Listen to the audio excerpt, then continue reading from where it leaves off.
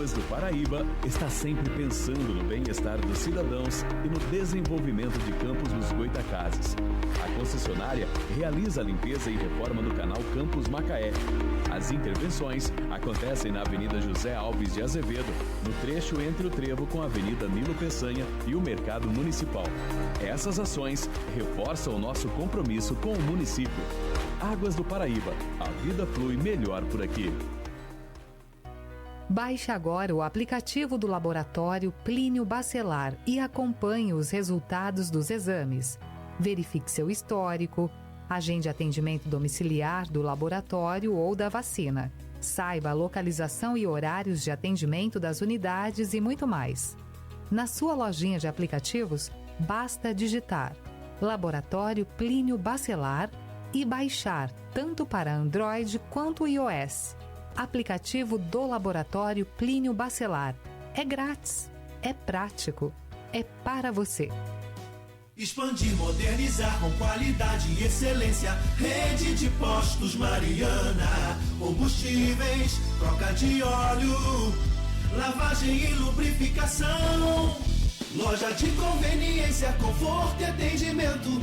Rede de postos Mariana. Rede de postos Mariana. Vem pra cá. Qualidade e compromisso com você. Rede de postos Mariana. Vem pra cá. Começa agora o Folha no Ar, primeira edição.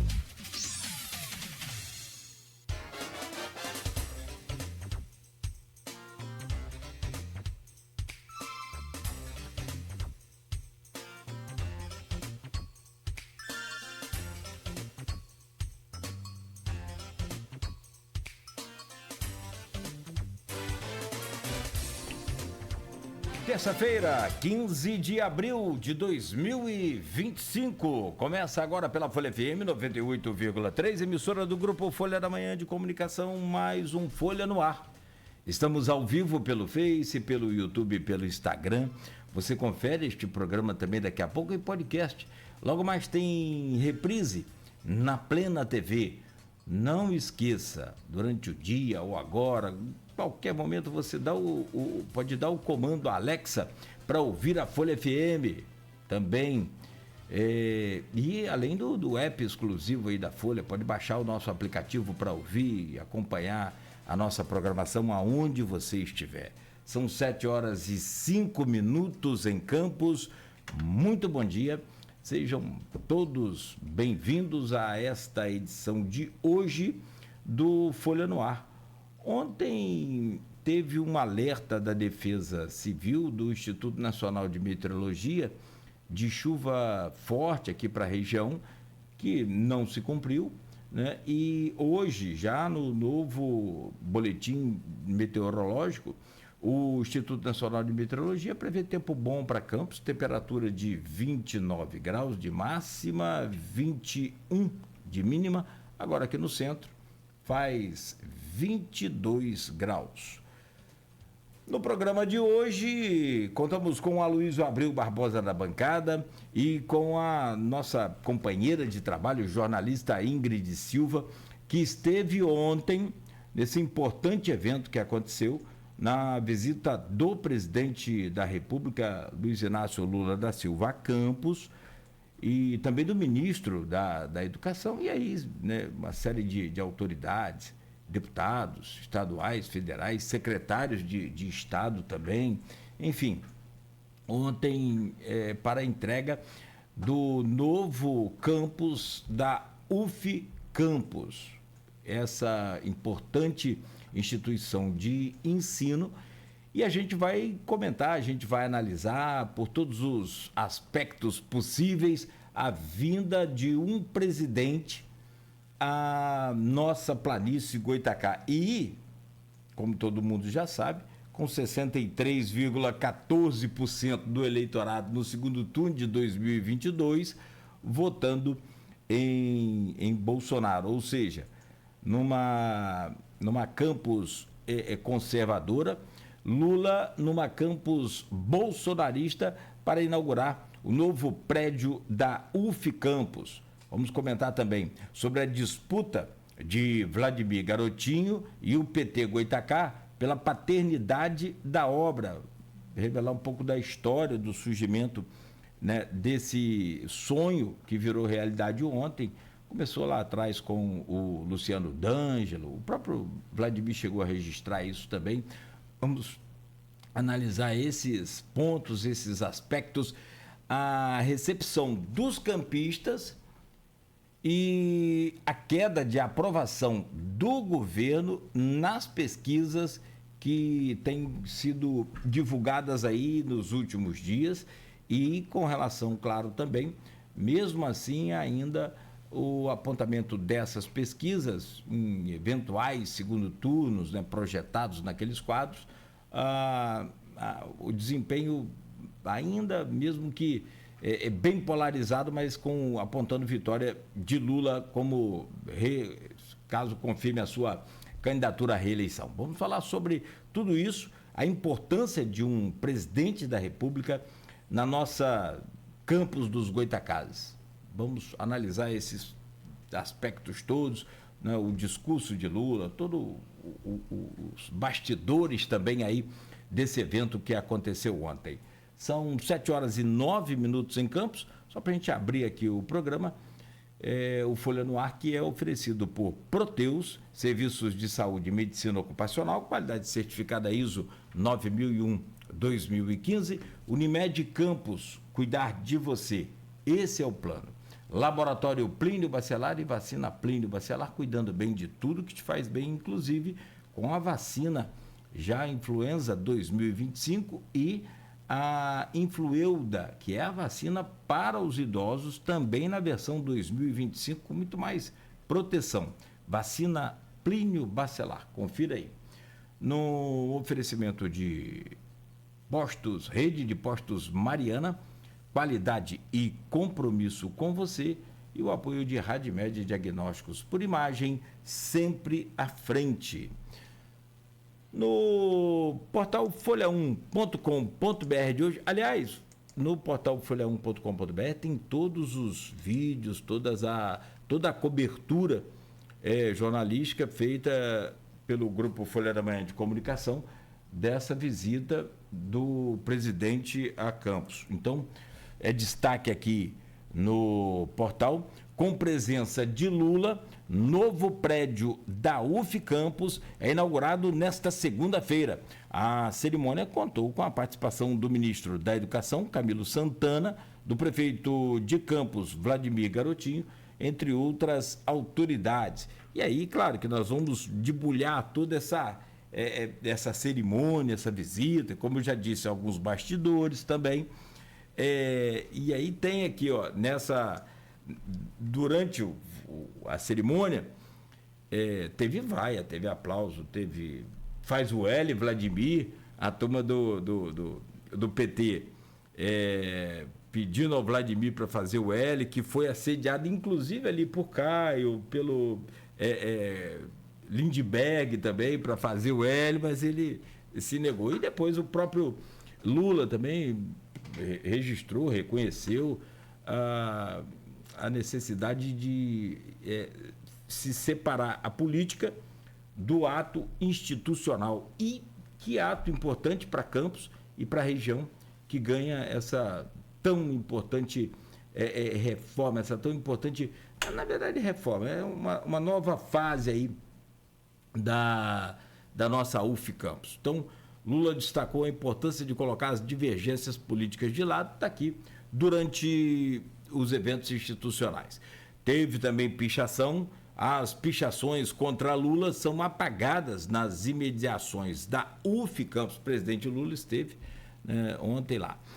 Polícia encontra árvores com indícios de envenenamento. Agentes chegaram ao local após informações ao Disque Denúncia Linha Verde. Presidente Lula, destaque aqui no Folha no Ar, ainda previsão do tempo com alerta de chuva, como a gente já falou. Hemocentro Regional recebe nova câmara refrigerada e hoje tem uma ação, hoje, dia 15, no VIP Center do Hemocentro para doação de sangue, tá?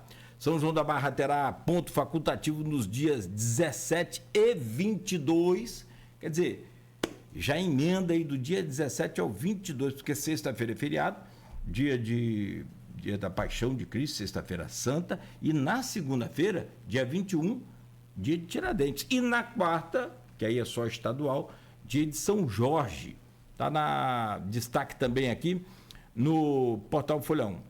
Prefeitura de São Francisco de Itabapoana vistoria praias para receber banhistas na Semana Santa.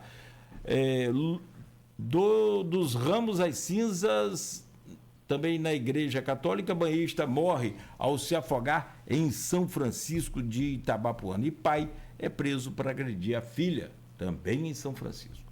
7h13, são algumas das manchetes que estão lá no portal folha1.com.br, que você acompanha aí a todo instante. Como eu disse e repito, tem a matéria completa, com todos os vídeos, com toda o texto, com tudo para você acompanhar sobre a visita presidencial, presidente da República e sua comitiva, a Campos, lá no portal folha1.com.br. Deixa eu trazer o bom dia da nossa querida Ingrid Silva na bancada com a gente hoje, primeira vez. Ingrid, prazer, está sempre aqui com a gente, né, no Manhã da Folha, passando o direto da redação, informando a gente com todo aquele alvoroço, aquele burburinho de redação de jornal e monitorando a gente com as notícias sempre. E hoje, nos prestigiando aqui nessa bancada, importante e muito bacana contar com você aqui. Ingrid, bom dia, bem-vinda. Bom dia, Cláudio, bom dia, Luiz, bom dia a todos. Estou muito feliz por estar aqui participando, muito obrigada pelo convite. Legal, bom, vamos contar com você para contar um pouco dos bastidores, daquela movimentação, daquele alvoroço, né, que aconteceu ontem, e naquele olhar jornalístico também, tudo que você conseguiu captar e trazer para a gente ali, as palavras e também, naturalmente, as reações de cada liderança, de cada político ali presente. E, claro, evidente, da população e registrar a importância de a gente poder receber aqui, mais uma vez, um presidente da República. Campos tem histórias de relações aí importantes com a presidência da República. Você vê, são 5.570 municípios hoje e são quase 50 só desses 5.570 que tem a população acima de 500 mil habitantes. Então, você entende aí a importância de uma visita como essa, no cenário político, no cenário econômico, né, social, cultural, da educação, com uma comitiva dessa aqui na cidade. Então, não é toda a cidade que recebe a visita dessa, então, acho que isso... E a gente vai entender o peso e a importância dessa visita, independente, como a gente disse, é independente de política, não é política partidária, isso é institucional.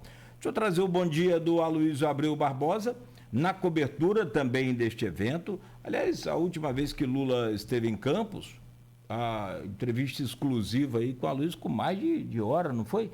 Aqui com a gente ainda, para o jornal Folha da Manhã e também para a Rádio Continental, que hoje é a nossa gloriosa Folha FM. Eu me lembro bem que não tinha acabado a entrevista e já tinha uns bons 10, 15 sites aí de notícias do Brasil e instituições também de informação, como Folha de São Paulo, Estadão, UOL, Veja, tudo repercutindo a entrevista que Aloysio estava fazendo com o presidente da República naquela época, que era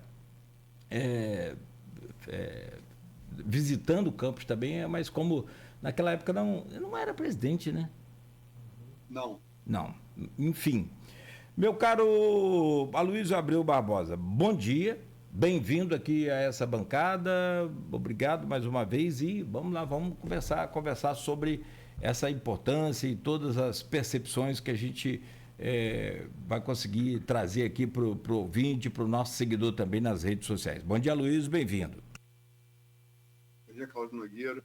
Bom dia, Ingrid. Obrigado pela presença. Pode conversar um pouco nesses 3 próximos blocos, né?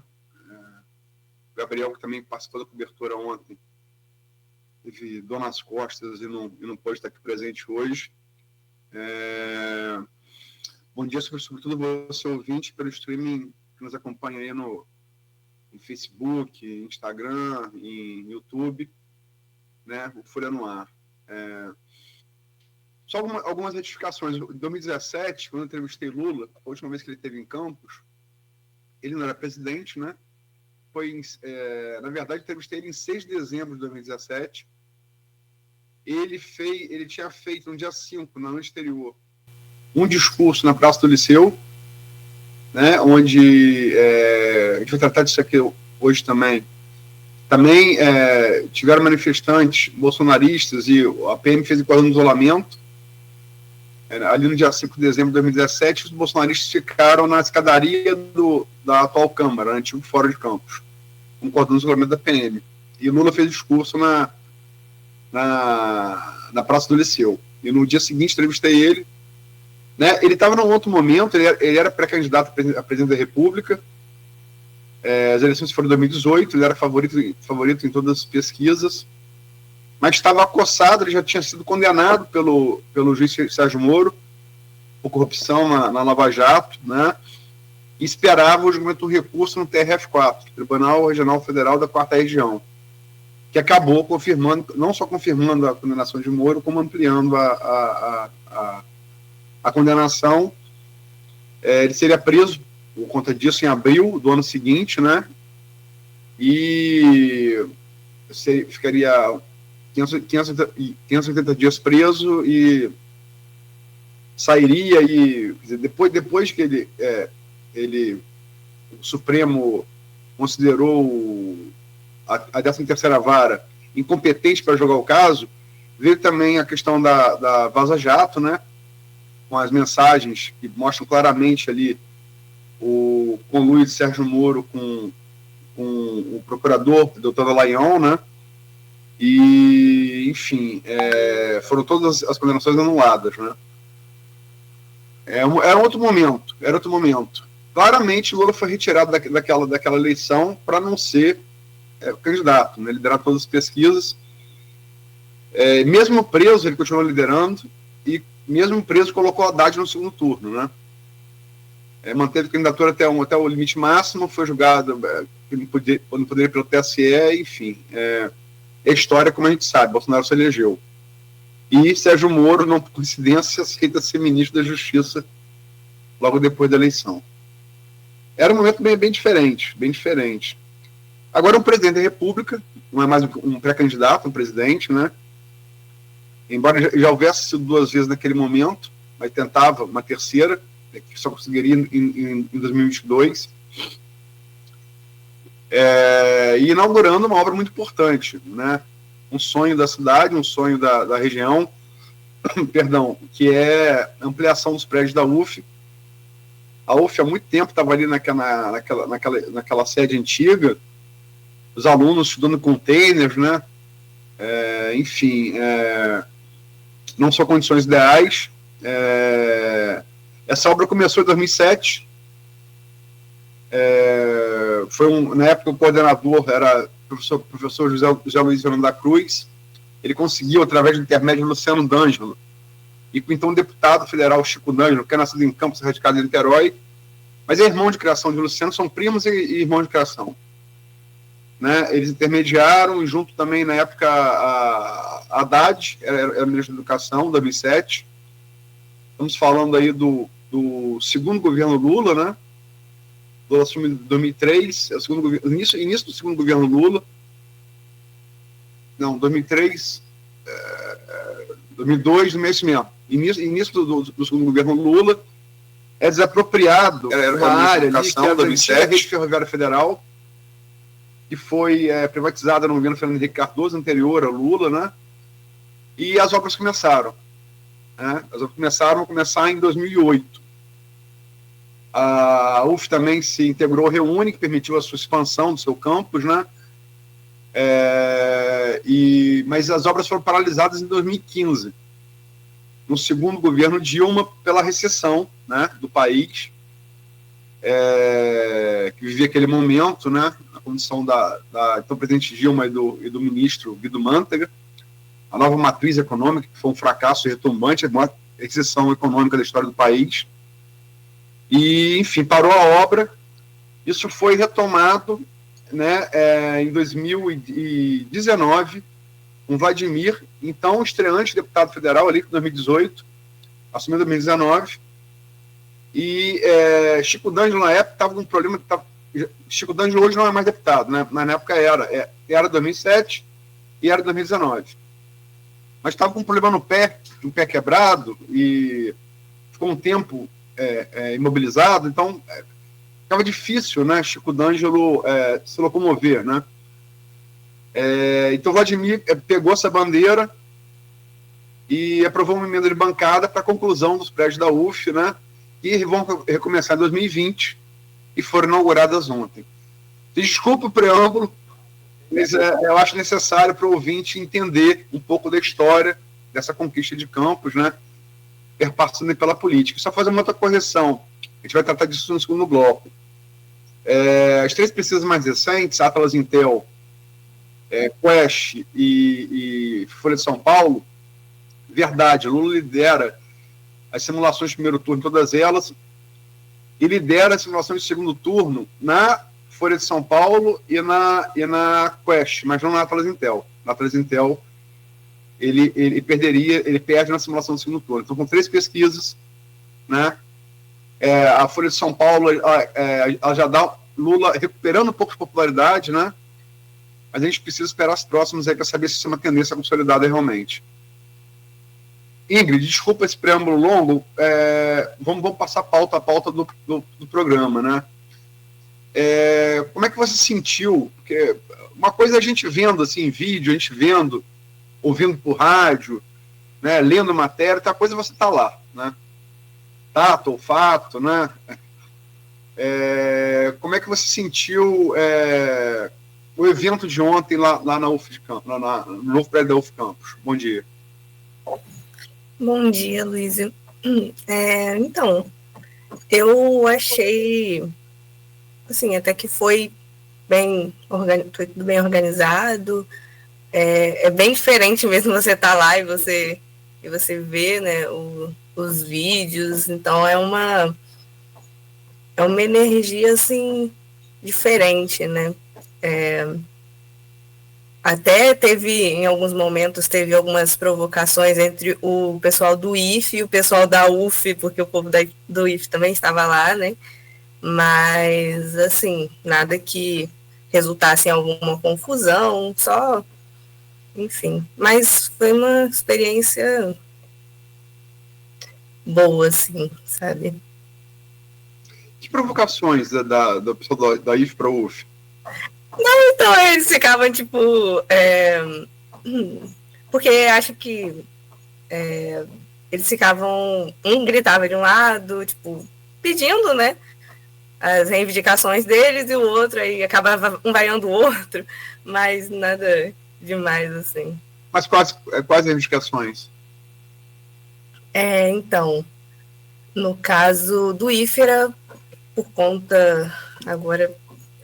Mas o da UF foi por conta mais do bandejão, né, que já foi falado e até foi aprovado pelo ministro da Educação. Camilo Santana. Enfim. E na dispersão também, a gente vai tratar disso, quer dizer, no segundo bloco. Na dispersão também houve, né? Houve também ali uma dispersão no final do evento, né? Sim. A indicação de novembro houve também ali um protesto de bolsonaristas, né? Sim, teve sim. Nesse momento eu não estava, porque eu estava lá dentro ainda, mas o Gabriel até que não pôde vir e acompanhou lá e tudo mais. Mas o que você sentiu do clima, Ingrid? Do clima lá? A gente sabe que, assim, o PT tem tem uns nichos assim eleitorais que são tradicionais dele, PT, do lupetismo, né? E entre esses nichos está, né, o magistério, servidor público e universidade pública, sobretudo curso de humanas, né? Então perfazem vários nichos ali de Lula, né? Você tem o nicho do magistério, você tem o nicho de servidores públicos, você tem o nicho de estudantes de humanas de universidade pública. Era um clima bem pró-Lula, né? Como a gente viu nas imagens, não era? Sim, exatamente. Completamente bem pró-Lula, sim. De todos os lados. Teve alguém que destoasse disso ali dentro da UF? Não teve, não. Praticamente todo mundo ali pró-Lula mesmo. Não teve ninguém que destoasse, não. Até porque foi um evento, tipo, bem, assim, questão de credenciamento, foi uma organização, assim, diferente, né? Acho que exatamente para evitar, né, essa questão. O evento, ele foi marcado também pela questão ali, que vai tratar também posteriormente, de Vladimir, né? Além de Vladimir, mais alguém chegou a ser apupado, vaiado? Ou só ele? Não, só ele. Eu falei vaiado, né? Você falou quase o Hélia, não é isso? Ele chegou a ser vaiado também. Tanto que teve um momento do discurso dele que ele teve dificuldade em falar, né? Até ele esperou um pouco, né, para conseguir voltar a falar. Então ele foi vaiado, sim. Mas que eu me lembre, só ele mesmo, nesse nível, né, no caso. O que mais te marcou na cobertura ontem? Olha, eu acredito que ver o discurso do Lula, assim, presencialmente, né, porque foi uma experiência completamente nova para mim, né, ver o presidente da República ali, né, ao vivo, falando, né, acho que tem até um peso maior, né, do que assistindo, né, pelos vídeos, né, enfim, mas acredito que esse foi o ponto mais chave, assim.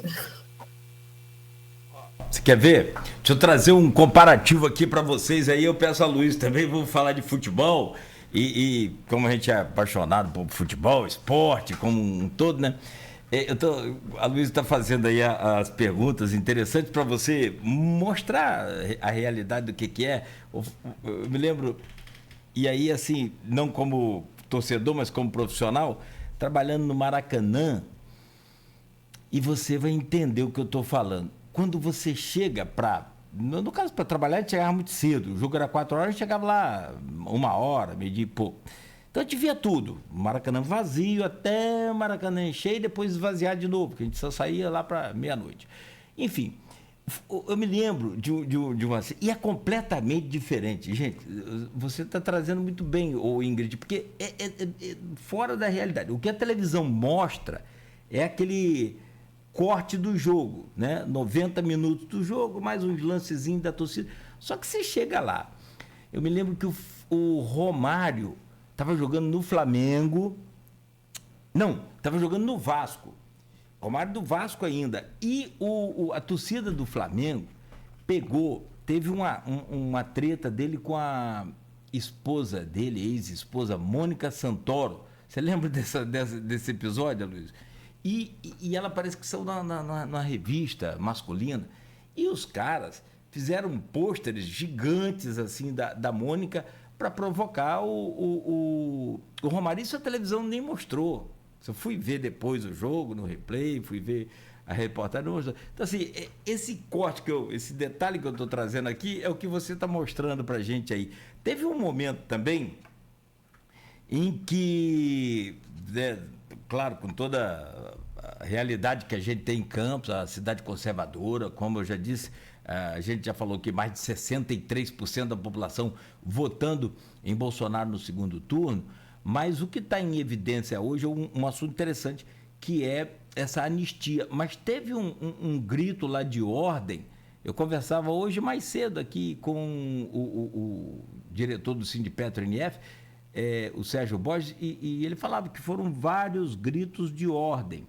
Eu até nem perguntei se foram ensaiados ou não, se era, mas ele falou que o que marcou para ele foram os gritos de ordem dos progressistas, dos petistas. Um deles foi sem anistia. Como é que foram esses gritos de ordem lá que você acompanhou?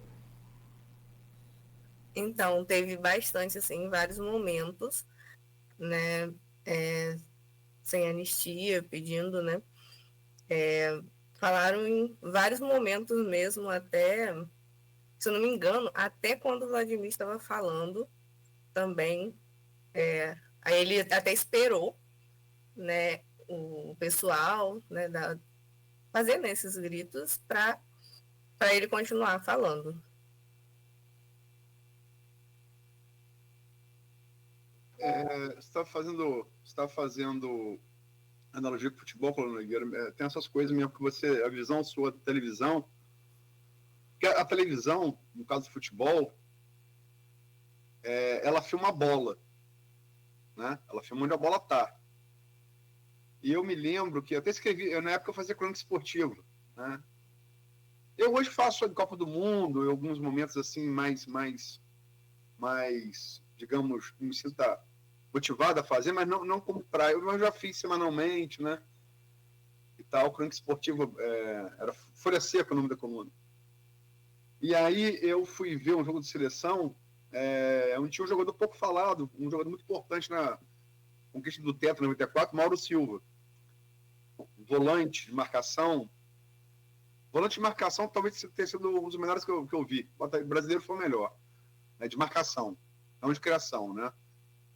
E assim, eu falava, Mauro Silva era o tipo de jogador que você tinha que ver no gramado. Porque como a câmera filma a bola, Mauro Silva tinha uma coisa que eu achava impressionante. Ele cobria os dois laterais. Avançava o lateral esquerdo, ele cobria o lateral esquerdo. Avançava o direito, ele cobria o direito. Isso você não vê filmando a bola. Você só vê, né, no preenchimento de espaço para, quer dizer, o volante cobre o espaço deixado para a lateral para o outro time contra-atacar, né? É um jogador impressionante. Então, assim, eu estava vendo no La Coruña uma enquete com jogadores atuais do La Coruña, Deportivo La Coruña, né? Da Espanha, em que Bebeto e Rivaldo jogaram, e fizeram uma eleição para saber qual dos três foi o melhor. Foi pau a pau ali. Mesmo sendo o Bebeto atacante, o Rivaldo atacante, meio atacante, e Mauro Silva volante, foi pau a pau. Você falou, Ingrid, que assim, te marcou ver o Lula falar, né? Aqui que você fala isso em relação aqui, você fala essa capacidade de oratória, em carisma, em sintonia com o público. Você fala isso em termos de quê? O que te marcou ver o Lula falar? Eu acredito que um pouco de tudo, mas principalmente a questão da interação com o público, né? Porque como o discurso dele falou muito da importância do estudo, né? Então, acho que isso foi o que mais, né? Como é que posso dizer? Que mais conseguiu atingir, assim, né? Claro, ele falou sobre várias outras coisas, mas ele focou bastante, né? Na importância do estudo, falou um pouco sobre a história dele também. Então, acredito que a oratória também, a forma como ele levou, né, esse discurso, enfim. Tem aqui o Carlos Faria Café comentando aqui no stream do programa. Vê se você concorda, Ingrid. Agora, cuidado com ser jornalista. Se não concordar muito, eu vou começar a desconfiar do seu engajamento político. Mas o Café coloca aqui. O ponto alto foi o alto astral e a empolgação positiva do Lula. O clima perfeito para o seu desempenho em 2026. O velhinho está on.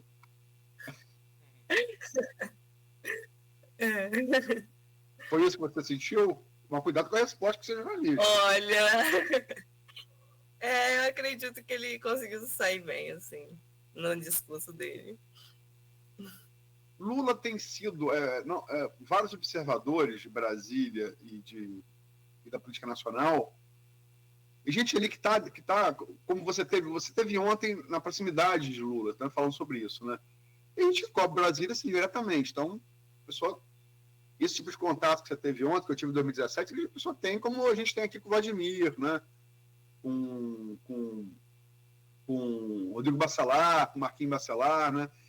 Um contato mais próximo. E muita gente diz que Lula, e até aliados dele, como o Cacá, advogado, fez um lado histórico dele, fez um pronunciamento, escreveu, né, um testemunho, uma carta aberta a Lula, e que causou muita repercussão, que Lula estaria muito isolado, né? Lula se marcou nos 2 primeiros governos por ser um cara de muita articulação política, né? E até acreditado isso, Dilma teria caído porque se isolou, né? Se isolou demais, e Lula fazia... o próprio Lula, no depoimento para Sérgio Moro, ele fala isso, Dilma caiu porque não fazia política, né? Lula... Mas nesse terceiro mandato, muita gente fala que ele está mais isolado, mais fechado num círculo ali, até para tentar blindá-lo, protegê-lo, né? O que você sentiu em relação a isso? Você sentiu ele... Porque tem muitas coisas, desde que o Sidônio Palmeira, por exemplo, assumiu marqueteiro, né? Assumiu o Ministério das Comunicações, em vários discursos, Lula olha para o Sidônio para, tipo assim, buscar aprovação, né? E também é uma coisa interessante, porque desde que o Sidônio assumiu, Lula tem evitado falar de improviso e lido mais discurso. Ontem ele falou totalmente de improviso, né? Então, essas duas coisas, você sentiu o Lula mais solto ou sentiu ele um pouco, essa coisa do isolamento que se fala, do aquário que se fala? E o que você achou dele falando de improviso? São 2 perguntas. Só vou pedir desculpa pelo barulho aqui da obra, que está um pouco alto. Mas, assim, eu achei que ele realmente se soltou, né? Ele realmente não leu em nenhum momento, ele estava ali realmente presente ali e, assim, eu achei que traz mais verdade esse discurso, né, sem ser lido, né, aquele mais de improviso, né, e então ele estava realmente falando diretamente com o povo, olhando para o povo, né, quando você está lendo, né, não tem como ter essa conexão, né, com o público, acredito eu.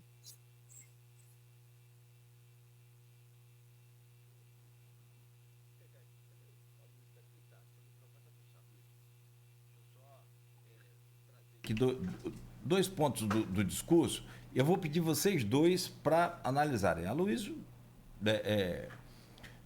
por experiência, e Ingrid, por o tato ali, como disse a Luísa, por estar lá presente. Dois momentos do discurso em que ele, e aliás repercutiu nacionalmente, teve portal fazendo investigação de confere, essas coisas, né, para dizer que é fake news e tudo. Uma é aquele momento, Ingrid, em que ele fala sobre o exemplo da mãe dele, que deixou a família, deixou o pai, né, deixou o pai, perdão, com a roupa do corpo e criou 8 filhos. Um virou presidente. E ele cita que ninguém merece depender de um marido, nenhuma mulher depender de um marido por conta de um prato de comida. Esse momento é um que eu gostaria que você analisasse. Acho que você está no lugar de fala e pode trazer a sua impressão sobre a repercussão dessa fala dele. E o outro, também, Aloysio, para você analisar para a gente, é a repercussão em que ele cita algumas situações e fala até do corte de cana, da escravidão no país. Foi o último a abolir a escravidão, foi o último país a pedir, a conseguir a independência. Teve o Henrique da Hora está até comentando aqui também, eu já tinha visto ontem no portal UOL, foi motivo de conferência de informação. E eles falam lá que o Sudão foi o último país a pedir a independência. Enfim, tem uma série de controvérsias aí nessa parte do discurso, mas que eu gostaria de trazer, porque no fundo, há mesmo uma falta de interesse no investimento da educação, conforme a gente comprova ao longo desses anos. Isso é absolutamente normal. É fácil de comprovar. Ingrid, como que você viu essas duas partes do discurso? Foram os pontos mais altos? Você destaca algum outro que eu não observei aqui? Então, realmente essa questão dele trazer, né, a importância dessa independência da mulher, né, eu acho que foi importante. Eu acho que ele conseguiu se comunicar bem com parte do público, né? Grande parte do público, porque é algo importante, né? E não só em questão disso, ele também falou sobre a questão da violência contra a mulher, né? Falou, se não me engano, logo depois disso. E eu acho que é muito importante a gente frisar isso, porque cada vez mais o número de feminicídio aumenta, né? Ele também falou sobre essa questão, né? Então, acredito que seja pertinente trazer esses pontos. E quanto à questão do fim da escravidão no país, ter sido retardada, ou só a independência ser um dos últimos países, ou ele citou como último, mas no portal aqui, conferindo, deixa eu achar aqui rapidamente, diz que na declaração dele informa que o Paquistão, na verdade... até que outras nações colocaram fim à escravidão depois do Brasil, como a Mauritânia, 1981, e o Paquistão, em 1992. Né? E o Sudão do Sul foi o último país a pedir independência. Essa parte foi o ponto alto do discurso, você acredita? Acredito que sim, Cláudio. É muito importante, né, trazer essa questão também, por mais que nós no Brasil, né, não tenha sido o último exatamente, mas eu acho que é importante porque foi muito tarde, né? Então, assim, eu acredito que seja um ponto muito importante, ainda mais por conta da nossa população, né, de grande parte negros e mestiços. Mas é isso. Deixa eu pedir o Aloysio também. Você falava sobre a questão dessa nova linha de comunicação. O próprio presidente e o governo têm tido problemas com essa questão da comunicação. Vou citar um exemplo, Aloysio. O PIX, né? A chamada fiscalização do PIX, repercutiu extremamente mal. Aquele deputado federal, Nicolas Ferreira, literalmente deitou o cabelo naquela situação. Teve vídeos deles com milhares e milhares de visualizações. E comprovadamente ali uma falha na comunicação, porque não haveria nenhum tipo de taxação do PIX, haveria só um acompanhamento. E aí mudou-se, inclusive, o chefe da Casa Civil, você trouxe bem, o Sidônio, e que tem controlado mais, mas ontem ele ficou sem nenhuma pauta para ler, sem nenhum discurso lido, fez ao vivo, como você já falou. Como que você analisa essa íntegra do discurso do Lula? Teve algum momento que ele errou ontem? Eu acho que, assim, essas coisas de falar que o Brasil foi o último país a abolir a escravidão, o último país a ter universidade pública, é discurso de político, né? Meio tipo cineasta fazendo filme sobre fato histórico, né? Eu acho que você tem que tirar o limite dali da ficção e da realidade, né? Existiram países que aboliram a escravidão só no século XX, né? A Arábia Saudita, por exemplo, que é um país rico hoje, a Arábia Saudita tinha escravos, tinha regime de escravidão até anos 60 do século XX. Os Beatles tocavam e tinha escravidão na Arábia Saudita. Aí também, em que nível você está falando? Você está falando que América do Sul? Você está falando em América Latina, Américas todas? Você está falando só da América e da Europa, né? Então, são informações assim. Mas eu acho assim que está no... Porque vamos combinar, o ato de ontem é um ato muito importante. Muito importante. Quem discute a importância da ampliação da UF para Campos não merece ser levado a sério em um debate. Agora, por outro lado, quem também não vê que o ato de ontem foi um ato também já eleitoral de pré-campanha, né, também não merece ser levado a sério, né, nem de um lado nem de outro. Eu acho, por exemplo, a gente vai tratar disso no próximo bloco, muitos cobraram, e eu acho com razão, que as pichações, como é que você, sendo campista, você vai pichar Lula ladrão, alguma coisa no gênero, de uma pessoa que está indo inaugurar uma obra que vai dar educação em terceiro grau para 4 mil alunos que vão consumir aqui, que vão morar aqui, que vão comer aqui, mesmo que não seja de Campos, vão gerar divisas em Campos. Entendeu? Oportunidade de você ofertar uma vida melhor através da educação, nisso o Lula está coberto de razão, é a melhor saída, né, da pobreza da educação. Como é que você vai ser contra isso? Né? Ao mesmo tempo, a gente vai tratar no bloco seguinte, de maneira mais específica, essa disputa aí que houve da paternidade da UF, né, se é do PT de Campos, se é de Vladimir. Eu acho, como já escrevi, é um trabalho coletivo e devia ser encarado assim. Só que na hora da política é aquela coisa, né? Farinha pouca, minha opinião primeiro. Eu só acho, Nogueira, e tenho visto aqui também comentários no grupo, Lula, assim, a eleição presidencial de 2018, por que Bolsonaro ganhou? Ele atraiu mais eleitores do centro. Né? A eleição de 2022, Bolsonaro ganhou no segundo turno. A eleição de 2022, Lula ganhou no segundo turno. Por quê? Porque atraiu mais eleitores do centro. A gente vai falar de pesquisas aqui, é muito claro, o Brasil se divide hoje em terços. Um terço de esquerda, entre os lulopetistas e os que não se dizem lulopetistas, mas se identificam como de esquerda, 30%, até 32%, a área 33, 32, segundo a Quest, né? 33, quer dizer, se dizem de direita no total, mas assim, tem uma parcela que se diz bolsonarista e outra que não bolsonarista, mas de direita, e 33 do centro. Então, eu acho o seguinte, Lula, e eu vejo aqui também, vi comentários nas redes sociais, vejo comentários aqui no streaming, você não vence a eleição pregando para o convertido. Você vence a eleição atraindo quem a priori não votaria em você.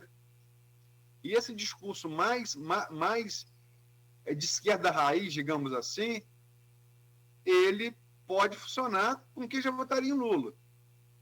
Mas ele tende a encontrar dificuldade de atrair eleitores do centro. Né? Como discurso também bolsonarista raiz, também não. Entendeu?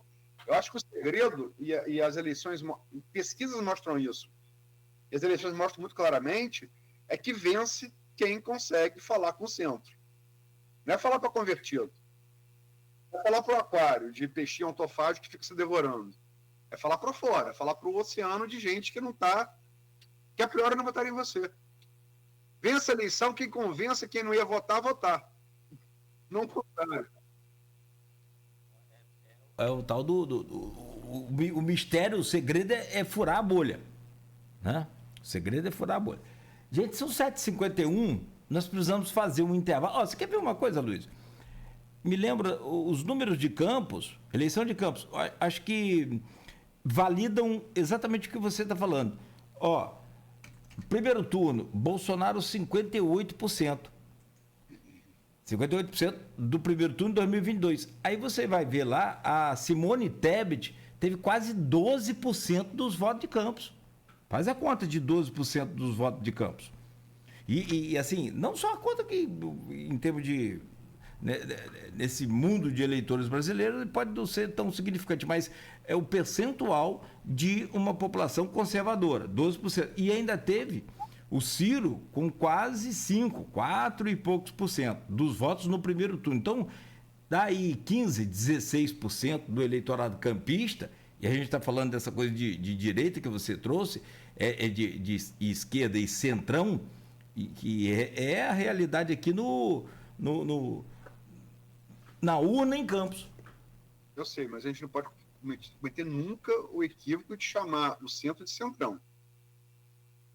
Centrão, sim, desculpa. Centrão é direita, centro-direita, reunido no Congresso. Centrão... Não tem nada a ver com o centro. Pode até ter a ver, mas necessariamente nada. Centrão Centrão é direitão. O centrão chamado no Congresso, que existe desde a Constituinte, passou o governo Sarney, passou o governo Fernando Henrique, passou o governo Collor, passou o governo Lula, passou o governo Dilma, passou o governo Temer, governo Itamar, que eu não falei, perdão, entre Collor e Fernando Henrique, governo Temer, governo Bolsonaro, e que está cada vez mais forte, é uma coisa. O centro não é centrão, né? O centrão é uma agremiação de partidos fisiológicos, né? Sobretudo de centro-direita e direita, né? Esse é o centrão. Não é o centro que as pessoas apontam. O centro aqui não se identifica nem com o discurso raiz de esquerda, nem com o discurso raiz de direita, né? Aí pode ser centro-esquerda, pode ser centro-direita, entendeu? Não como a esquerda e como a direita, o centro não é homogêneo. Ele não é homogêneo. Ele se caracteriza por ele não se alinhar nem com o discurso mais à esquerda, o discurso chamado lulopetista, e nem com o discurso bolsonarista. Ele faz ressalvas a um e a outro. É verdade. Não, correto. Não, perfeito. E o centrão está com quem dá mais emenda, pronto. Tá com a luz. É tipo mariposa. Perfeito. Não, perfeito. É correto. Correto. Bom, Ingrid, Aloysio, o pessoal que acompanha aqui, o pessoal gosta de política. O povo para gostar de política é o eleitor campista, né? Maurício Batista está aqui também, ó. Parabenizou até Vladimir dessa vez aqui, ó. Mas vamos analisar mais ainda essa visita de Lula e a repercussão, mas sobretudo acho que, assim, que fique claro, e a Luiz destacou aqui, a Ingrid também, a importância da instituição que foi inaugurada ontem para Campos e para a região é de um peso que as pessoas talvez não dimensionaram. É claro que aí naquela coisa bem brasileira, né, de torcida para político e essa coisa toda, e a gente entende até, mas é preciso no momento certo a gente também entender e colocar na balança a importância desse peso da instituição. Vamos falar sobre isso agora no segundo bloco, essa disputa também entre os partidos, né, entre o Vladimir e o próprio PT, para saber quem que é o pai da obra, né? Quem que é o pai da criança. São 7h56 em Campos. A gente faz uma pausa rápida aqui no Folha no Ar e a seguir a gente volta aqui nessa bancada com a Ingrid Silva, né, do jornal Folha da Manhã. Teve ontem lá na cobertura da visita aí da comitiva do presidente da República a Campos, e também com o Aloysio Abreu Barbosa nessa bancada. No oferecimento de Proteus, Unimed Campos, Laboratório Plínio Bacelar, Vacina Plínio Bacelar, Postos Mariana, Rede de Postos Mariana e Radmed Diagnósticos por Imagem. Voltamos a seguir nesse bloco agora, tem dica da Nauta XP para você fazer aí o seu investimento certo com segurança. Confira aí os especialistas da Nauta XP de plantão para te orientar.